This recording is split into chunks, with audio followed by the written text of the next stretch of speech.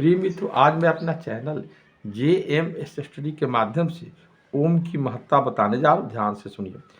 प्रत्येक स्तुति के आरंभ में ओम का उच्चारण किया जाता है। सृष्टि की रचना की शुरुआत जिस टंकार से हुई उसे ब्रह्मानंद कहा जाता है, इसी को ओम कहते हैं।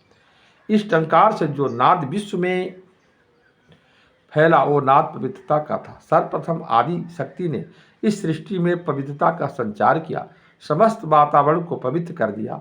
ओम शब्द पवित्रता का प्रतीक है। इसके उच्चारण से मन में पवित्रता का भाव पैदा होता है। मन में उठ रहे समस्त अशुद्धि विचारों का नाश हो जाता है। यह एक शब्द 3 अक्षरों से मिलकर बना है, ओ, ऊ और मौ। अ का उच्चारण कंठ भाग से होता है, म का उच्चारण ओठों से और ऊ का उच्चारण मध्य से होता है। इस प्रकार ओम शब्द के उच्चारण में सारे स्वर व्यंजन समाहित है। यह शब्द संपूर्ण स्तुति का सार है। इस एक शब्द का सही विधि से उच्चारण करने से समस्त देवी देवताओं का आवाहन हो जाता है। इसके उच्चारण से शरीर की नाड़ियों में जो सहज कंपन उत्पन्न होता है वह मनुष्य के शरीर के अंदर की शक्तियों को जागृत करता है। यह शक्तियाँ समस्त दैवी गुणों को उभारती है।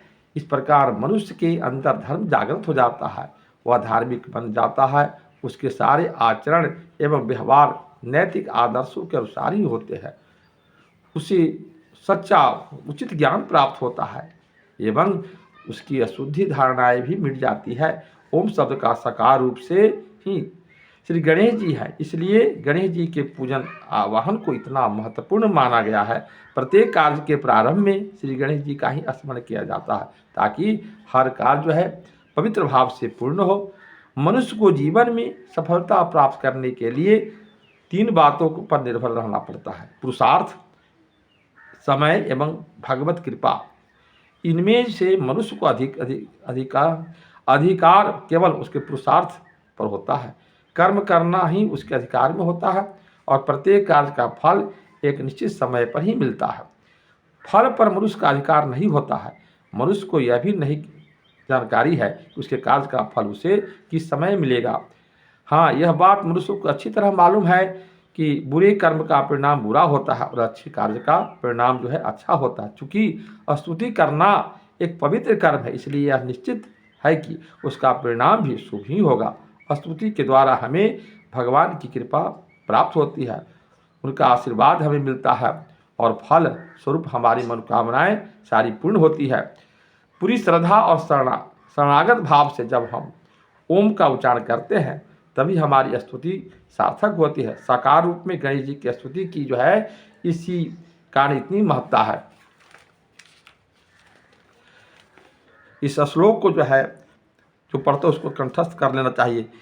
हेम जासुतम भजे गणेश मीश नंदनम एकदंत भक्त तुंड नाग जग सूत्रकम रक्त गात धूम्र नेत्र शुभ्र वस्त्र मंडितम कल्प वृक्ष भक्त रक्ष नमो अस्तुते गजाननम पाशपाणि चक्रपाणि मुस्कादि रोहिणीम अग्निकोटि सूर्य ज्योति वज्रकोटि निर्मलम चित्रमाल भक्त जाल भाल चंद्र शोभितम कल्प वृक्ष भक्त रक्ष नमो अस्तुते गजाननम भूभाव्य हव्य काव्य भृगुभार्गव चर्चितम दिव्यवाहिनी कालजाल लोकपाल वंदितम पूर्ण वैर्म सूर्य वर्ण पुरुषमं पुरातनम कल्प वृक्ष भक्त रक्ष नमो अस्तुते गजाननम विश्ववीर्य विश्व सूर्य विश्वकर्म निर्मलम विश्वकर्ता विश्वहर्ता जंत तंत्र पूजितम चतुर्भुजम चतुर्मुखम सेवितम चतुर्युगम कल्प वृक्ष भक्त रक्ष नमो